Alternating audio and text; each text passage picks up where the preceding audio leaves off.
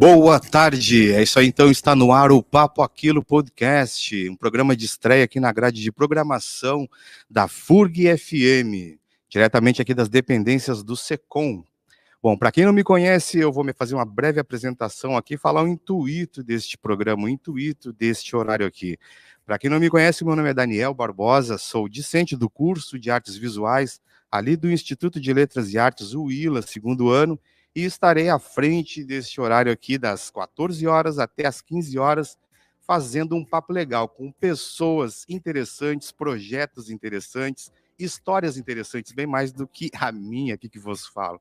Bom, e vai ser um prazer convidar vocês a ficar conosco aí nesse horário, que vai ser um horário democrático, um horário de fomento à cultura, à arte, às expressões artísticas, aos personagens, tanto da comunidade acadêmica quanto da comunidade adjacente à universidade. Fazer deste programa uma ferramenta de inclusão, dando voz àqueles que não têm voz. Esse é o intuito do Papo Aquilo Podcast. Hoje, inaugurando aqui, agregando aos programas da grade, é um grande prazer. Eu quero também aproveitar para agradecer ao pessoal aqui da organização, o pessoal da produção que faz as coisas acontecerem aqui no SECOM, e dizer que estou muito feliz, acredito que um pouco mais feliz do que nervoso, né, uma estreia, mas estou muito feliz, quero agradecer a coordenação, que me deu um voto de confiança de estar à frente deste horário aqui, para ser um moderador desses personagens, dessas histórias, desses projetos aqui pela FURG FM. Hoje o programa já começa com chave de ouro, com uma pessoa muito especial, uma grande artista. Ela, para mim, especialmente, tem um significado assim de valor incalculável a sua arte. E eu já abro comemorando o mês da mulher negra latino-americana e caribenha, né? Nada melhor do que uma mulher negra aqui para falar um pouco a sua história, contar os seus projetos e lançamentos também que serão feitos e falados aqui no programa. E eu convido você também aí nos canais oficiais da FURG no YouTube, lá curtir, compartilhar, comentar, que é muito importante a gente fomentar a informação que sai aqui desse setor, porque isso dá um feedback muito legal para que a gente saiba o que você curte, e você também pode fazer sugestões de personalidades e pessoas que vocês querem aqui, batendo um papo legal nessa bancada conosco. Certo? Sem mais delongas, eu vou fazer um pequeno breakzinho, e em seguidinho eu estou voltando já com a nossa convidada mais que especial aqui no Papo Aquilo. É isso aí, então, dia 10/7/2024, é o Papo Aquilo no ar na FURG FM. Voltamos já já.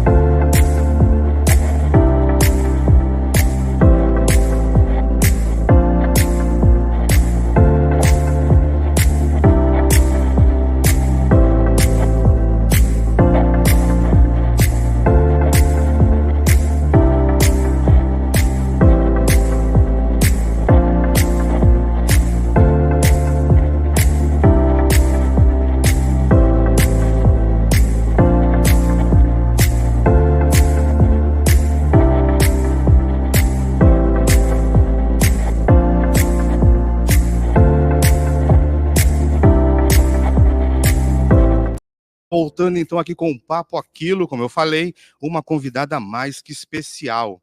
Ela é uma pessoa assim sem palavras, ela tem um trabalho que fomenta a cultura afro, que fomenta as manifestações artísticas, perdão, e ela também é uma grande pessoa, uma grande mãe, uma grande vó, e ela está conosco aqui fazendo essa estreia do programa Papo Aquilo, nada mais e nada menos do que Sandra Lee.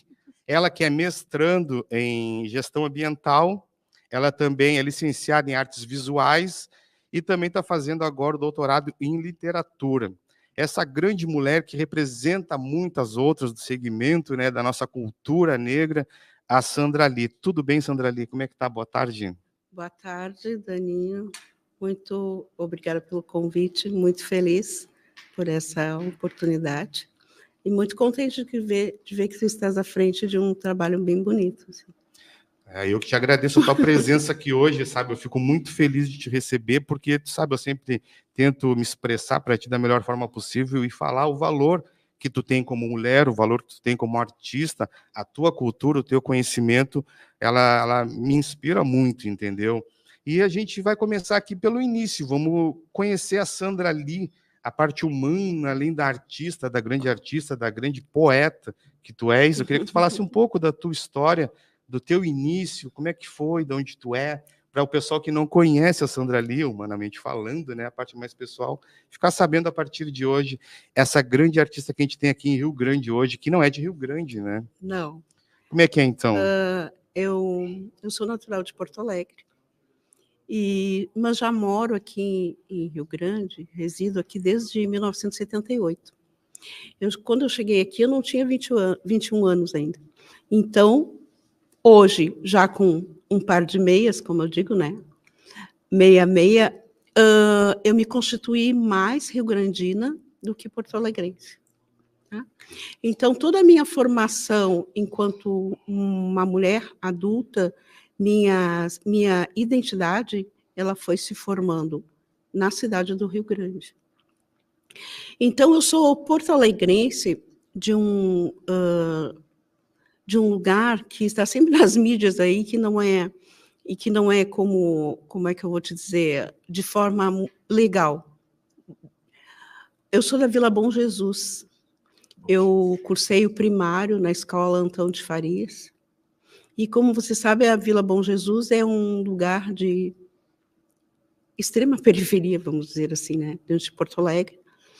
Mas eu creio que ali foi um fomento muito bom para mim e para minha família, onde nós conseguimos sobreviver, apesar de uma vida muito simples, com muitas dificuldades. Eu sou filha de uma mulher empregada doméstica, que veio de São Francisco de Assis, na década de 50, né? Com uma filha na barriga, através de um estupro. Então, eu sou uma filha de estupro. E a minha mãe, chegando em Porto Alegre, só fez trabalhar, né? Quando eu tinha uns 6 anos, minha mãe conheceu meu pai Bondrasto, que eu sempre chamo assim, que hoje não está mais entre nós. E se casaram e viveram felizes por quase 50 anos. Quando eles iam completar 50 anos de casado, meu pai faleceu. Então, eu sempre digo assim, que apesar das histórias, às vezes, serem de uma forma não linear, mas dentro daquilo, das possibilidades, dentro daquilo que a vida nos oferece, né? Eu posso dizer que eu fui feliz, porque eu tive um pai na minha vida que foi muito especial na minha vida. E sempre digo que se um dia eu puder reencarnar, eu quero que ele seja meu pai biológico. Sempre digo isso. Não, é uma história bem, né, profunda, e tu tirou o melhor disso, que é o mais profundo ainda, interessante. E tens outros irmãos, outros... Familiares? Isso. Bem, o que eu te digo, né? Eu tenho uma irmã, que Sim. Depois do casamento da minha mãe, eu tenho uma irmã, o nome dela é Doris Rita, reside em Porto Alegre, tá? Quanto à questão da família, quando as pessoas me perguntam, é muito interessante, porque a primeira pessoa de família que eu conheci foi minha mãe. Minha mãe não conheceu ninguém, e é só este ramo familiar que nós temos, né? A mãe foi... Minha avó foi assassinada, ela ainda não tinha 1 ano de idade, e ela foi doada para muitas famílias, passou muito trabalho, e não conheceu ninguém. E eu conheci só a minha mãe, parentes consanguíneos, a não ser depois a minha irmã, né? Então, a gente, praticamente, nós sempre fomos um grupo familiar pequeno. Talvez por isso eu tenha 5 filhos, né? Tenho uma filha que é a mais velha e mais 4 filhos, né? E eles hoje não residem aqui em Rio Grande. 2 são porto-alegrenses, os 2 mais velhos, né? Residem em Porto Alegre ainda. Tem um que reside em Santa Catarina e 2 estão no Mato Grosso. E a gente vai olhando assim para a família, para as constituições da nossa vida, né? E hoje eu fico olhando, quanta coisa a gente faz, e a gente nem percebe que faz, né? Quanta caminhada, como tu diz assim, tu tirou o melhor, mas nunca é fácil tu espremer o limão e beber o suco, né? Precisa de várias coisas, precisa de várias quedas, precisa de muitos erros para a gente conseguir acertar em algum momento. E quando tu chegou a Rio Grande, assim, esse período que tu veio para Rio Grande, como é que foi? Olha, foi um período bem difícil, porque o pai dos meus filhos trabalhava como é que eu vou te dizer? Ele trabalhava numa empresa em Porto Alegre, que era uma empresa portuária, tá? Agora eu quero lembrar o nome para te dizer. E essa empresa quebrou, da mesma forma como aconteceu aqui no Porto, né? Sim. Ela quebrou. E como ele era natural daqui, ele procurou um emprego aqui. Ele trabalhava como um soldador, lá aprendeu a trabalhar como soldador. Então ele veio para cá e fez um teste na Fertisul e passou e se aposentou nessa firma, né? Ele trabalhou toda a vida como soldador de tubulações de amônia. Sim. Né? E nós chegamos aqui na boleia de um caminhão que carregava esses canos de esgoto, com a mudança toda em cima e 2 crianças na cabine. Eu tinha uma filha de 3 anos e um menino de 7 meses. Fomos morar na Vila Santa Teresa, que naquele período qualquer chuva enchia tudo. E de vez em quando a gente acordava com os chinelos caminhando na volta da cama, né? E dali a gente foi se organizando. Depois, em 81, compramos um terreno no Parque São Pedro, que era um empreendimento Costa Verde, e construímos uma casa ali. Tenho a casa ainda ali. Eu vendo tu falar da tua história, né, da Vila Santa Teresa e tudo mais, a minha família também parece que é bem parecido, né, de certa forma tem uma semelhança à família do pobre, preto, que chega em Rio Grande. A minha família também, ela veio de Pinheiro Machado, entendeu? Com filhos pequenos também, aí se estabeleceu ali no bairro Getúlio Vargas, no BGV, Sim. isso de longa data, e eu lembro dessas enchentes, todas essas problemáticas que tem dentro da periferia, e isso também está me remetendo, assim, vendo tu falar, com essa sensibilidade, essa calma, parece que eu estou vendo a minha falecida mãe falar assim, trazendo aquela lembrança, sabe? Isso é muito legal, sabe? É legal no sentido de que tem uma memória, sabe? Tem uma coisa que não sai de nós, vai estar sempre intrínseca na nossa história, no nosso conto. E isso é muito, me emociona um pouco. É o primeiro programa assim com a Sandra Lee. E aí, tu já veio com esse intuito? Qual que era o intuito realmente assim quando tu te desse por gente, por pessoa, jovem e tal?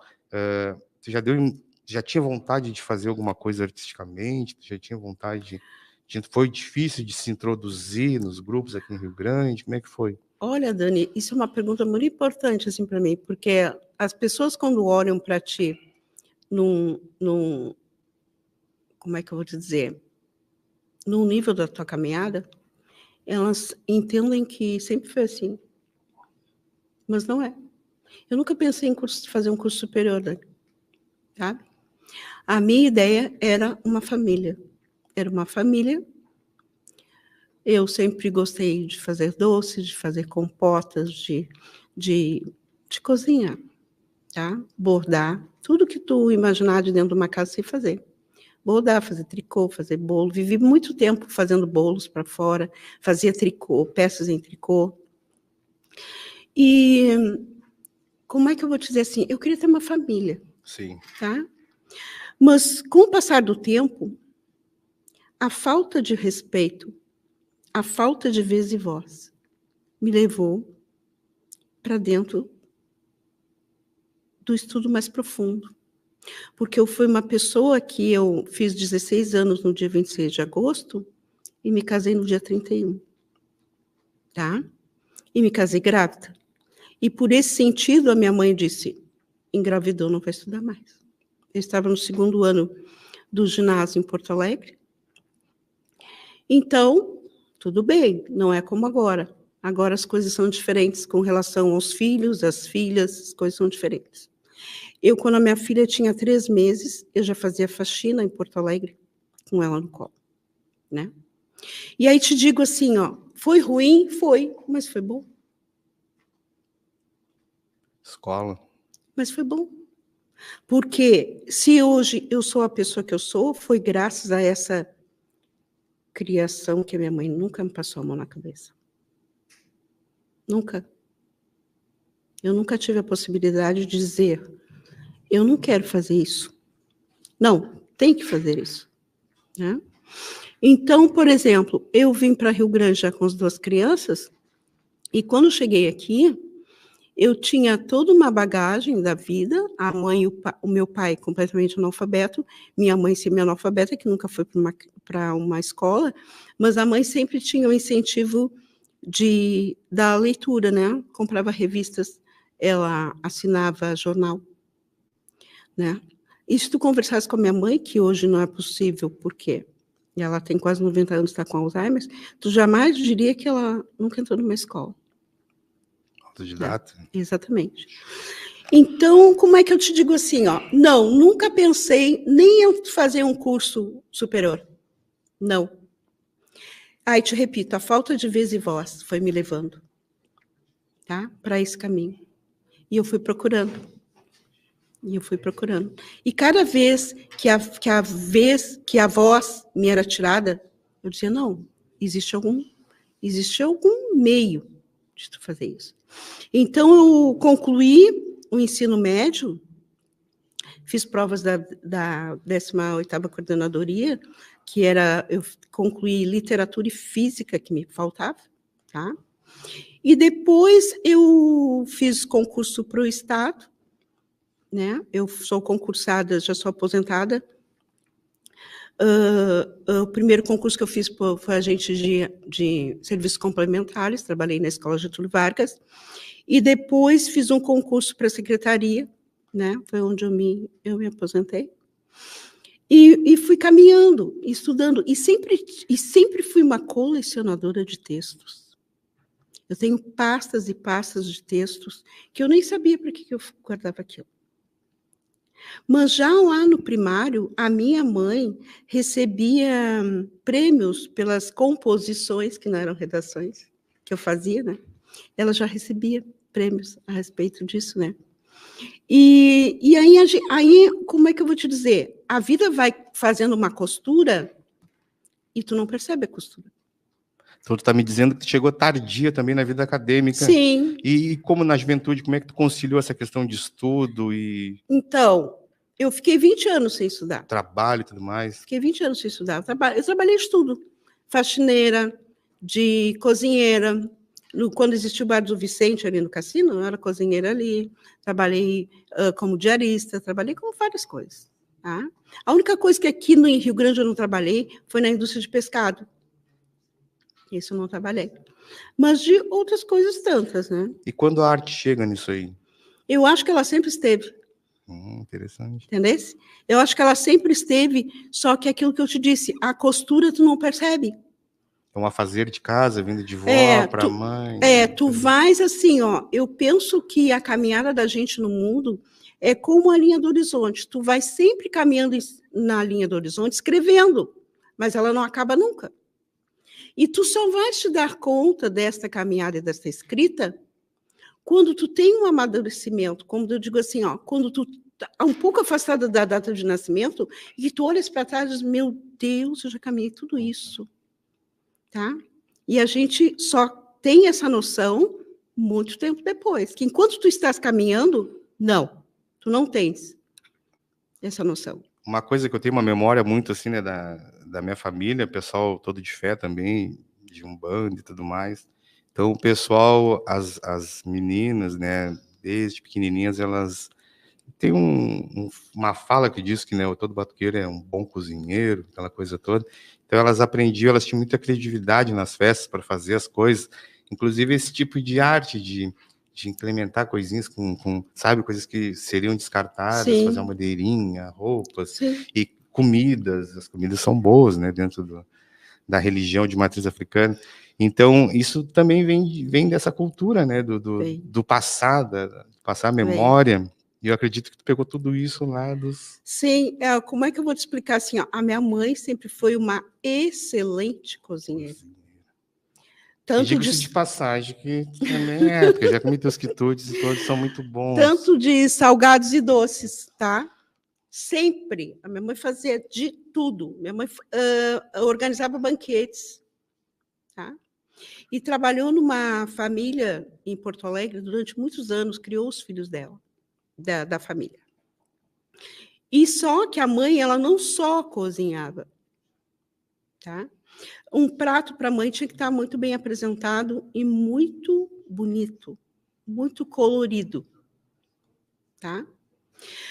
Por outro lado, a mãe ganhava muitas roupas das patroas, que a minha mãe também era uma lavadeira, tá? Ganhava muitas roupas. E aí ela lavava, desmanchava aquelas roupas e fazia as roupas para nós, para mim e para minha irmã. E só se comprava os calçados. Tinha muito essa cultura, né, do reaproveitar. Muito. Eu acho que eu usei roupa do meu tataravô, né? Exatamente. Ia passando de um para o outro. Era uma cultura. E aí só comprava o calçado para estrear na missa, porque nós éramos católicos apostólicos romanos. Minha mãe, Deus o livre de falar em umbanda, né? Mas benzia toda a vida, fazia xaropes. Escutava tudo daqui, dali, de lá, colar, mas era católica, entendeu? Tudo bem. E o meu padrasto, o meu pai Bondrasto, ele trabalhava com móveis. Ele era lustrador de móveis. Lustrador de móveis, completamente analfabeto. Ele fazia umas combinações de cores que tu não acredita. Ele trabalhava em lugares onde os móveis eram dados brancos, só a madeira, ali no Bonfim, em Porto Alegre. Sim. E aí chegava o cliente e dizia assim, olha, eu quero tal cor. Ele era um cara que fazia uma química nos pigmentos, ali chegava lá. E não sabia nem ler nem escrever. Eu lembro de uma vez um móvel que ele fez, um roupeiro para um casal, recém-casado, eles pediram o móvel em degradê de verde. Tu não tens ideia. Naquela época a fotografia não era tão comum, né? Sim. Mas tu não tens ideia. Ele fez do preto ao verde transparente. Gente, uma loucura. Tá? Tudo ele fazia. Se extinguiu esse ofício? Não tem mais. O meu pai foi muito explorado pela elite branca. Ninguém da família seguiu, aprendeu? Não. Meu pai foi muito explorado. Ele trabalhava e às vezes chegava no final de semana não tinha um centavo, né? Muito explorado, muito honesto, muito humilde, né? Então quem segurava muitas pontas era a mãe nessa questão, né? A mãe lavava roupas, às vezes lavava. Da última vez quando ela comprou a primeira televisão que entrou na nossa casa eu tinha 12 anos. O pai se desempregou e a mãe disse que ninguém ia levar a televisão da casa dela, porque naquele tempo, quando as pessoas não pagavam, as lojas iam nas casas e retiravam os utensílios. E aí ela foi pegando lavados. E teve um tempo que ela tinha 13 lavados, em pleno mês de inverno, como nós temos hoje. E não era máquina de lavar, né? Era o balde, era o tanque, né? Era essas coisas. Então, assim, a gente vai se constituindo olhando. Então, o que eu te digo aí? A arte já estava lá. Mas vamos falar dessa arte agora. Pô, a gente tem 1 hora de programa, a gente já está lá na metade do programa, praticamente, com a apresentação e tudo mais.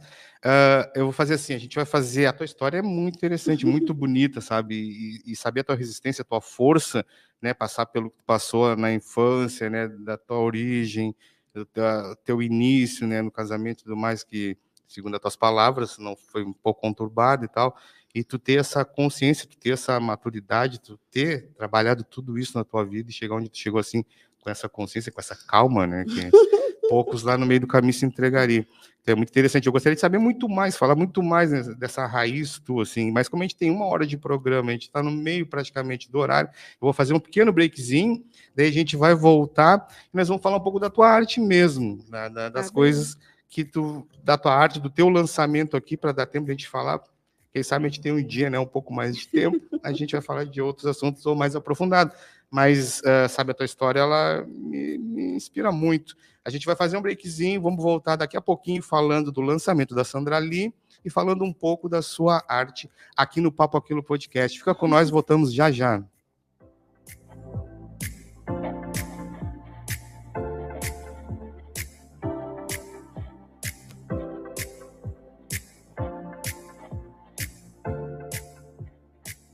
O pássaro que eu vi é o pássaro cantador.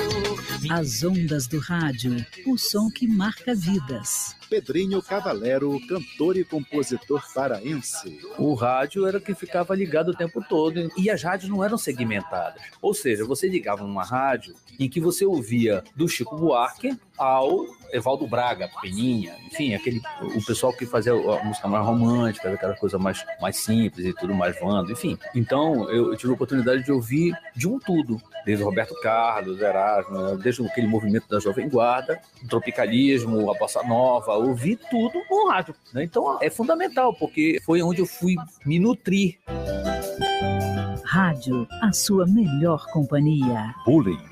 Aprenda a identificar para prevenir e erradicar. O fenômeno bullying começa em casa. Os pais não questionam suas próprias condutas e valores, eximindo-se da responsabilidade de educadores. O exemplo dentro de casa é fundamental. O ensinamento de ética, solidariedade e altruísmo começa ainda no berço. Combater o bullying é uma questão de justiça. Uma campanha da Câmara dos Deputados e do CNJ. Receba produtos frescos da agricultura familiar na porta da sua casa com o Eco. Baixe gratuitamente o app Telegram no seu celular. Acesse o canal do Eco em @oficialecobot. Liste os produtos que deseja. De segunda a quarta-feira, você faz a sua feira online e recebe na quinta-feira os produtos em casa. Acesse o site eco.org.br e saiba mais. Brincar é coisa séria. Os jogos corporais e atividade física são importantes no desenvolvimento motor das crianças. Os patins de roda e de gelo, bicicletas, pernas de pau, patinetes e outros artigos esportivos ajudam também no desenvolvimento físico. Fique alerta. Cuidar e prevenir evita acidentes. Vida saudável. Alimente essa ideia. Também conhecido como macaxeira e aipim, a mandioca é um alimento rico em fibras e ainda contém vitamina C e cálcio. Ofereça às crianças mandioca cozida na água, regada com um pouco de azeite. Fica uma delícia e é super saudável. Vale a pena experimentar. Nutrição saudável. Alimente essa ideia.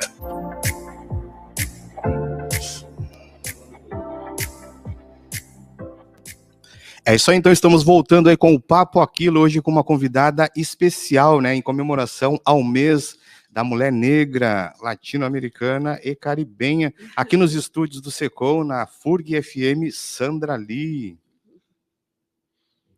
Bom, Dani B, estou invadindo aqui o programa, primeiro dar os parabéns pela estreia do programa, as boas-vindas para a nossa convidada também, para ti que está sediando aqui, e a gente tem alguns comentários na nossa live do YouTube. A gente recebeu o contato da Belina Amaral, que desejou uma boa tarde, assim como a Eliane Menezes, deixaram uma boa tarde dela. A Lisandra Barbosa nos desejou boa tarde, disse, estou aqui, mãe, e comentou estaleiro. Eliana Menezes, de novo, falou que escutar tuas vivências é sempre muito rico e fortalecer. E a Regina Claes diz, Sandra Lee, colega exemplar e amiga, exemplo de força e resiliência. Obrigado, pessoal, aí pelo o apoio aqui à nossa convidada. Vocês são sempre bem-vindos aqui no programa, até para dar sugestões também. E quero também a Belina, o pessoal da Graça Amaral, o pessoal que trabalha com o movimento negro, em outras oportunidades, está aqui também batendo um papo de peso, um papo aquilo com nós aqui no estúdio, certo? Gratidão. E voltando então aqui a nossa convidada, Sandra Lee, quer falar alguma coisa para as meninas, Sandra? Eu agradeço, assim, a presença. Filha, obrigada por me lembrar. O estaleiro só Era a empresa que eu queria te dizer em Porto Alegre. Bom, então vamos lá. Eu vou agora abordar algumas artes tuas, né? Alguns vídeos que eu vi teu também, que são muito legal, muito interessante. Inclusive, a gente estava estudando, estava em sala de aula esses dias. Foi ontem. Não foi? Foi ontem. A gente estava vendo o vídeo Galeria Odoiá. Queria que tu falasse um pouquinho dali, sabe? Eu vi ali, sabe, aquele vídeo, e eu me sensibilizo muito com teus textos, sabe? Eu gosto muito, eu te falo isso. A gente tem que falar também para os artistas, para as pessoas que a gente tem, né, um apreço em vida, o quanto ele é importante, o quanto o trabalho daquela pessoa, né, inspira a gente. E a Sandra, eu estou sempre falando, sempre que posso, eu não sei se ela acredita 100% em tudo que eu falo, por isso que eu falo com entusiasmo. E eu estava vendo, assim, sabe, cara, aquele é um vídeo assim, ele é tão singelo, mas ele é tão significativo, e o trabalho do Paulo, sabe, na introdução do teu texto, o que é aquilo? Aquilo é arte, é muito bom. Fala para nós sobre. Então, o Paulo é um querido, assim, o Paulo foi um amor à primeira vista, né? E desconstrói uma coisa que eu sempre tive, comigo, assim, que eu não me ia me acertar com jovem para trabalhar. É interessante isso. E as minhas amizades são todas jovens, todas. E o Paulo é um amor à primeira vista, que eu já disse para a mãe dele, que o dia que ela não quiser mais ele, eu vou pegar ele para mim. E que a gente combina muito, assim, de trabalhar, sabe? Ele é muito sensível. E quando eles me convidaram para fazer aquele vídeo do Odoiá, eu digo, tá, Paulo, vamos ver o que a gente vai fazer. E nós fomos ali para o Pé das Artes e começamos a conversar, e ele foi organizando isso, né? E também, não sei se é do mesmo que eu te digo, e também um que nós fizemos na beira da praia, nós fizemos várias tomadas. Sim, a gente viu, acho que uns 20 minutos de vídeo que tinha na praia, tinha introdução sobre as saias, isso, sobre a questão da reciclagem. Isso. Então, nós fizemos vários trabalhos, né? E tem esse da praia, que inclusive o pobre do Paulo gravou, e depois perdeu um pendrive com uma quantidade de filmagens. E foi muito interessante aquele trabalho ali na beira da praia. Porque, assim, ó, a gente vai perdendo, como é que eu vou te dizer, a timidez, sabe? E eu nunca me vi na beira da praia, bota a saia, tira a saia, vai para a água, tira, entendeu? E a gente fez aquilo, assim, e chamou bastante a atenção das pessoas também na volta. Sobre essa questão das saias, que é uma pesquisa para toda a vida, como todas as minhas pesquisas. Aquilo virou um projeto, né? É um projeto Flores Negras. E como é que eu te digo assim, ó, o que significa uma saia na minha vida? Gente, eu acho que ainda estou descobrindo, sabe? É uma descoberta de toda a vida. Porque eu sempre digo que a primeira sombrinha que me disse que não era saia foi um susto. O que te deu esse estalo de olhar para a sombrinha? Não me pergunte, porque eu comecei a olhar para a rua, né? E hoje eu vejo que eu pesquiso paisagem pela voz do meu orientador, professor Musquet. Comecei a olhar para a rua e cada vez que eu enxergava uma sombrinha, eu chegava a sonhar com ela, quando ela não pegava. E a primeira que eu peguei, eu tirei a galhada, como eu digo, coloquei no lixo, levei o tecido, e ela ficou lá dentro de uma caixa, assim, durante muito tempo. E cada vez que eu olhava, parecia que estava me interpelando, sabe? Porque os objetos, como dizia a professora Sônia Sommermeyer, eles conversam com a gente o tempo inteiro. É só a gente prestar atenção. A arte conversa contigo. Não é tu que escolhe a arte que te escolhe, tá? Mas até a gente perceber isso é muito difícil. Então, o primeiro tecido ficou lá, né, junto com outras coisas, né? E eu fazia parte de um projeto aqui na universidade, Reutilize, que era coordenado pela professora Teresa Lenz. E ela foi para a Espanha, ficou vários períodos lá. E um dia eu fui mexer na tal da caixa e eu olhei o tecido simplesmente assim, ó. Eu não sou uma sombrinha, eu sou uma saia.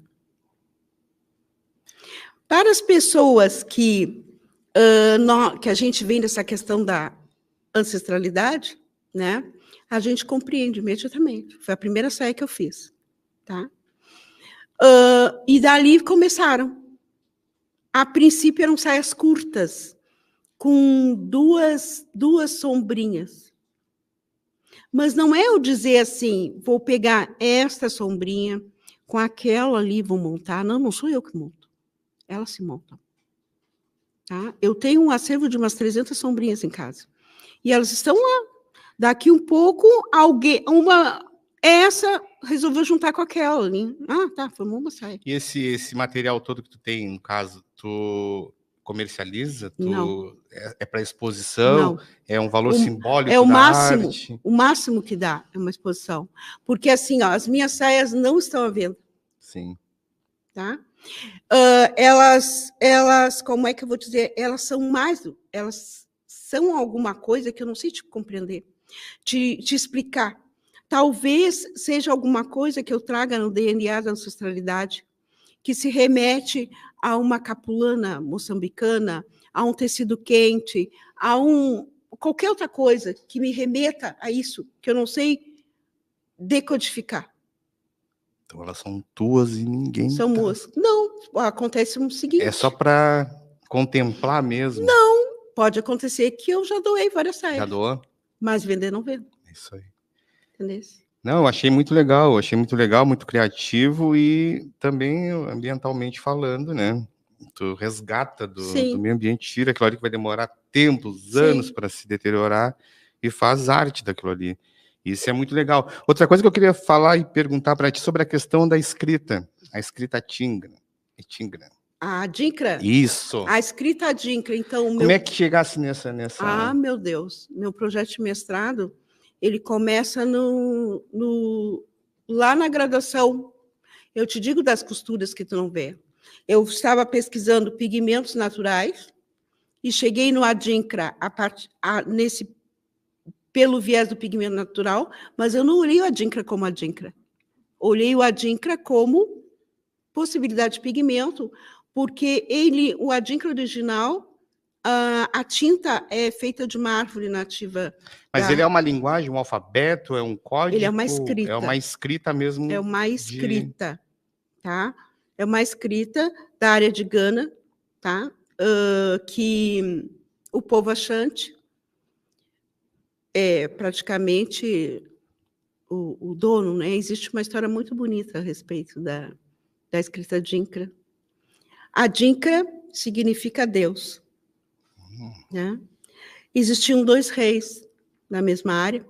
Um deles era um Adinkra, o outro Bosso... Me fugiu o nome agora, que é um nome africano. Adinkra detinha o poder da criação dos tecidos e da pintura deles. Tá? Só que ele ousou fazer uma coisa. Ele começou a imprimir os símbolos reais nos tecidos. E se autodeclarar o único rei. E o outro rei não gostou. Ele foi capturado, decapitado, e a partir daí a arte Adinkra saiu para o mundo. Como chegou aqui em Rio Grande isso? Exatamente, essa foi a minha pesquisa. Os escravos no mercado público? Exatamente. Por quê? Na cidade, tá? A parte mais fundamental eu não consegui chegar, porque tu não tem acesso às pessoas que trabalhavam com ferro, os antigos. Eu vi uma parada sobre isso aí. Isso tem a ver com aquela, por exemplo, a arte Nevoe, que é feito em metal, em grades, em fachadas. Mas aí, como é que eu vou te dizer? Já é uma outra... Como é que eu vou dizer? Já é um outro momento. Tá? A arte, o Adinkra, por exemplo... Tem mensagem naquelas grades, por exemplo, da alfândega, desses lugares antigos aqui da cidade? Direto, é uma escrita. Então, durante o mestrado aconteceu uma coisa muito séria. O meu projeto de mestrado era como dar visibilidade da cultura negra para cegos. Era o projeto inicial. Só que quando eu fui caminhando e observando essas escritas nos gradeamentos, elas começaram a conversar comigo. Tu queres mostrar a cultura negra para cego, mas tu sabe de onde tu vens? Quem era cega? Eu. Fiquei cega no meio do mestrado. Quase enlouqueci. Eu chorava feito uma louca. A gente vendo o acervo que tem na cidade, né, de prédios antigos que usam essas grades, eu também sou um cegueta. Porque, sabe, o estudo, olha como a informação e o estudo é importante para que a gente decifre e entenda nossas origens, né? E eu estava olhando o teu livro, né, que eu tenho. Eu não falei aqui como eu conheci a Sandra Lee. A Sandra Lee eu conheci faz um tempão, eu estava terminando o ensino médio. Eu vou te interromper, Sandra. Pode interromper. Com licença. Olha só, eu conheci ela teve uma mostra de livros lá, faz uns 5 anos, mais ou menos, lá dentro do Lilian Neves. E aí eu estava lá e tal. E aí, quando vi, tinha um cantinho assim, tinha muitos livros, muita coisa, mas para os pretos tinha um cantinho. Para os pretos tinha um cantinho ali. Aí eu fui olhando assim, aí tal, aí eu li ali Sandra Lee, fiquei olhando a foto do livro, aí dei uma olhadinha assim por cima e tal. E tinha uma professora que era muito minha amiga, de português, e ela, Dani, tu gostou? Não sei o que. Poxa, legal. É de Rio Grande, né, e tal. Aí ela é de Rio Grande. E aí eu peguei, tirei foto do livro, e mas como é que eu tenho acesso a essa pessoa? Ela deve ser famosíssima, né? Assim, não, eu digo no sentido, né, comercial, Entendi. no sentido do sistema de arte e tudo mais. Aí eu peguei aquela informação e fiquei com aquilo na cabeça. Quando eu cheguei na FURG aqui, a primeira coisa que eu fiz foi brincando, conversando com o pessoal. Aí estava perguntando o que tu queria ser. E eu falei, eu quero ser o primeiro reitor negro da universidade. E aí todo mundo riu, né? Todo mundo riu. E aí eu não levei como uma brincadeira. Eu falei, porque eu acho que tu pode ser tudo o que tu queira, desde que tu trabalhe para aquilo. Mas foi só um momento. E aí eu fiz, como eu gosto do audiovisual, de cara eu dei o teu nome para um coletivo, no caso seria um núcleo audiovisual Sandra Lee, sem te conhecer. Olha só. E aí eu fui te conhecer eu fui te conhecer assim de supetão, te lembra que eu quase rolei no chão ali na galeria, no espaço em comum, que eu estava de moderador ali da exposição Múltiplo Leminski. Lembra disso, né? Então foi assim que eu conheci a Sandra Lee. Depois eu fui me aprofundar um pouco mais, falar muito com ela, conhecer, e vi que é uma grande artista, sabe? Uma grande pensadora, ela é uma grande poeta, ela dança bem também, gira bem com a saia, grande cozinheira. Olha, nosso programa a gente tem mais 10 minutos aqui. Eu vou pular agora aqui, ó, pro Mini Nada Contaí. Como é que é esse projeto aqui? Um livro muito bonito, um encarte muito interessante. Sandra Lee, Paulo César Ferreira da Silva. Ele vai ser lançado ainda dia 27, né? Desse mês ainda. Convido o pessoal aí, fala um pouco do livro para nós. O lançamento vai ser lá na Galeria Hipocampus, que é da Paula Lia Roma. E o Meninada Conta aí uma coisa muito interessante, né? Porque ele é uma catarse, tá? Ele é alguma coisa que me alivia no meio de uma escrita de tese. Quando tu diz assim, meu Deus, o que eu faço? O que eu faço com a tese que não anda? Aí tu pega e escreve em 10, 15 dias, 20 contos, e diz, bom, então o problema não é com a tese, é comigo? Ou o problema não é comigo, é com a tese? Não sei. Mas são 20 contos que eu vim acumulando durante a vida. Tá? O que eu quero dizer é que não são ficcionais. Todos os conflitos são verdadeiros. Eles podem ter uma ou outra modificação na identidade, mas todos os conflitos são verdadeiros. Todos. Né?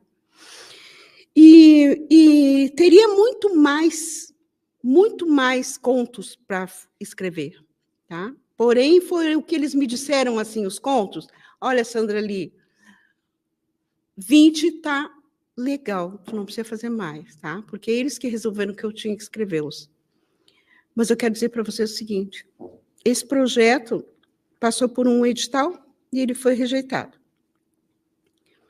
Um edital aqui em Rio Grande. Este projeto foi para os lugares, ele foi rejeitado. E eu vou dizer para vocês, eu estou cansada de ser rejeitada. Eu estou cansada de os meus artigos irem para os lugares e dizerem que eles não se enquadram. Porque se eles não se enquadram e eles me representam, quem não se enquadra sou eu. Eu estou fora do quadro. Só que eu não sou um quadro. A minha vida é espiralada, eu não sou um quadro. Eu nunca vou ficar sentada dentro de uma caixinha. Então, eu estou cansada disso. Na dissertação de mestrado, eu escrevi que ninguém tem que ser Ariel 12 passamento e meio o tempo inteiro.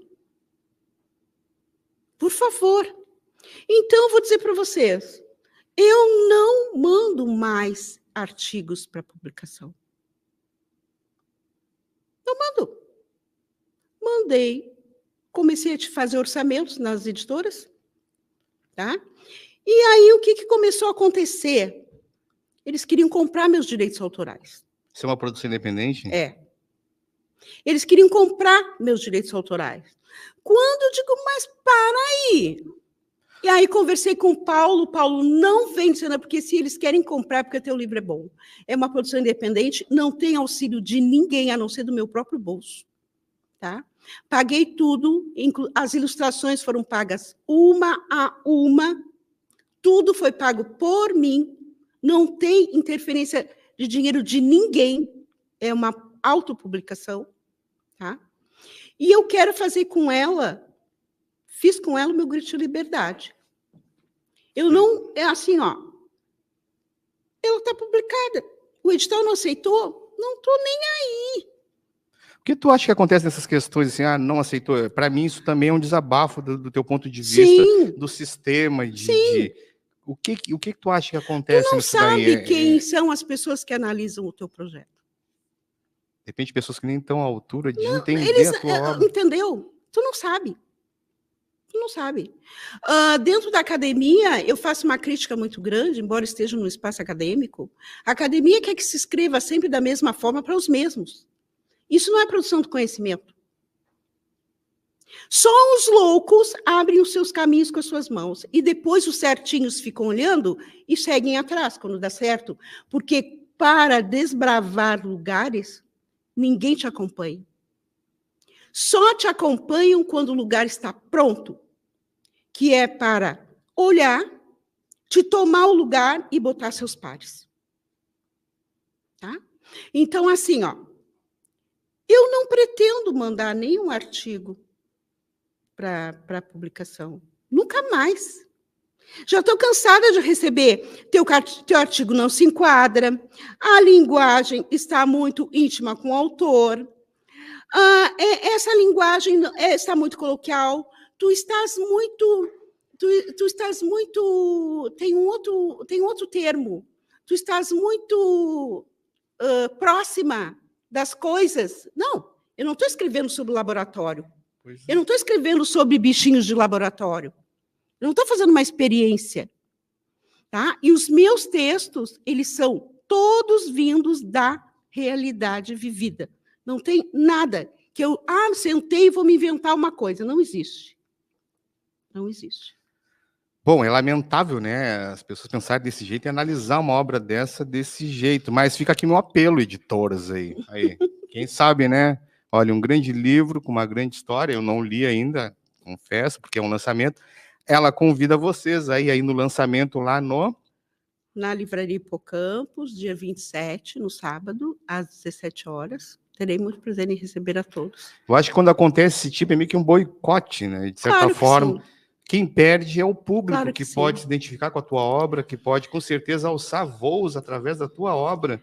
E as editoras, né, que pensam em lucro de faturar com uma grande obra, um grande trabalho que não tem valor econômico, tem um valor, sim.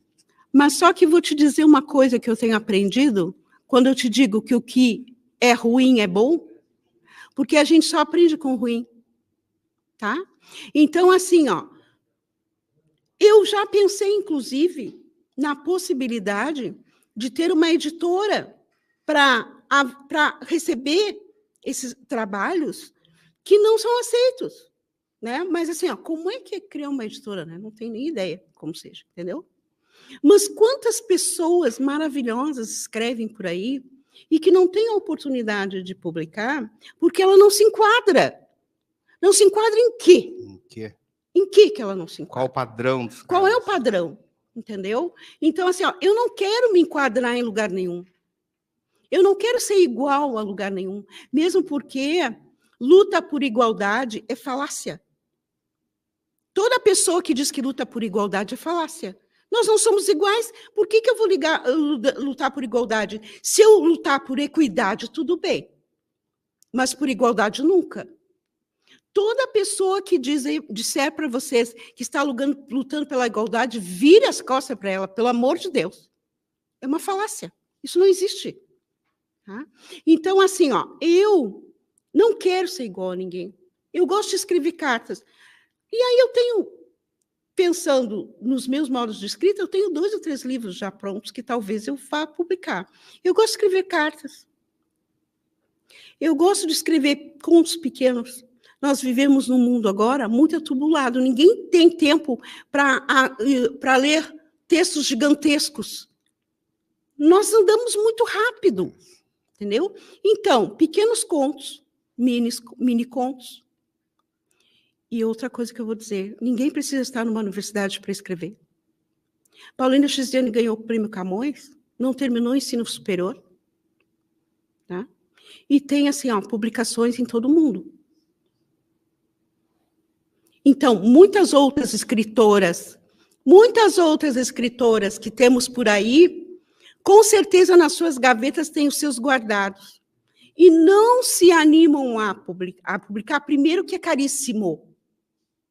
Já é uma seleção. É caríssimo.